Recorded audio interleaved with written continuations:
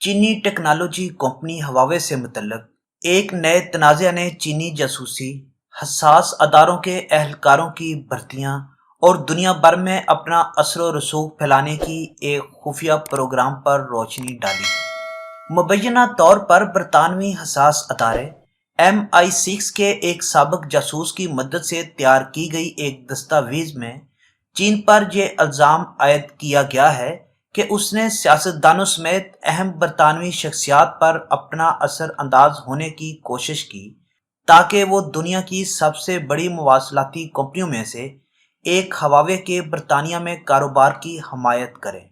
उस दस्तावेज में चीन के बैरून मुल्क काम करने वाली तमाम बड़ी कंपनियों पर इल्ज़ाम है कि उन सब का एक अंदरूनी सेल या यूनिट है जो कि चीन में बरसरे इक़्तिदार पार्टी को जवाबदेह होता है। यह सेल पार्टी के सियासी एजेंडे को फैलाने में अहम किरदार अदा करता है और कंपनी की जानिब से सियासी अहकामात की पाबंदी करने को भी यकीनी बनाता है। इसी वजह से चीन पर नज़र रखने वाले माहिरीन का इसरार है कि चाइनीज कम्युनिस्ट पार्टी बरतानिया में भी फाल है और ये सब कारोबार की आड़ में हो रहा है।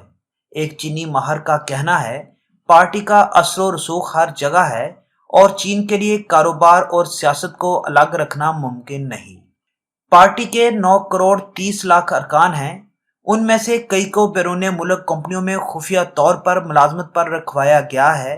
उनका काम टेक्नोलॉजी के शोबे बशमूल टेलीकॉम के शोबे से हसास मालूमात लेना है। माहिरीन का दावा है कि ये एजेंट और गैर मुल्की कंपनियों में अहम ओहदों पर मौजूद शख्सियात मुख्तलिफ हथकंडों का इस्तेमाल करते हुए भर्ती किए जाते हैं। सबसे पहला तरीका किसी शख्स को फवायद का झांसा देकर हदफ बनाना है, खास तौर पर अगर वो शख्स चीनी शहरी ना हो तो।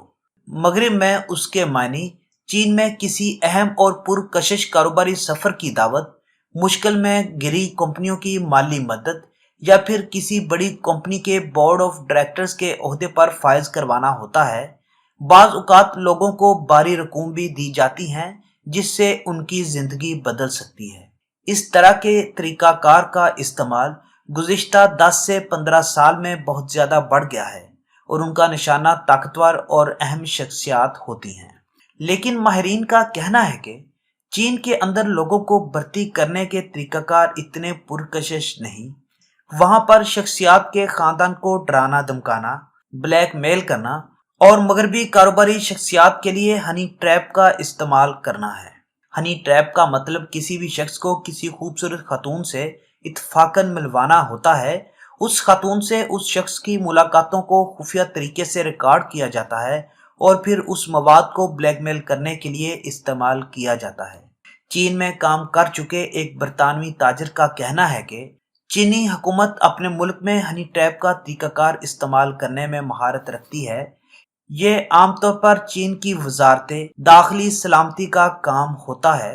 उसे मरकजी तौर पर नहीं चलाया जाता बल्कि ये मुख्तलिफ सूबों की सिक्योरिटी की निगरानी करने वाले ब्यूरोज का काम होता है। मिसाल के तौर पर शंघाई में मौजूद दफ्तर की जिम्मेदारी अमरीकी शख्सियात हैं। बीजिंग दफ्तर रूस और साबिक सोवियत ममालिक पर काम करता है। तियानजिन ब्यूरो जापान और कोरिया के लिए जिम्मेदार है, वगैरह वगैरह। इस सारे अमल से वाकिफ एक शख्स का कहना है कि चीनी हुकूमत रियासत की भरपूर ताकत इस्तेमाल करते हुए मालूमात हासिल करती है।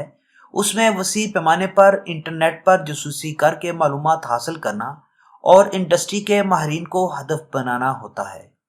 बाज़ औक़ात मुतासरा शख्सियात को इस बात का इल्म होता है लेकिन कई बार उन्हें उसका पता नहीं होता। उनका कहना था कि जासूसी के मैदान में रूस के साथ साथ चीन भी बरतानिया के लिए बड़ा खतरा है।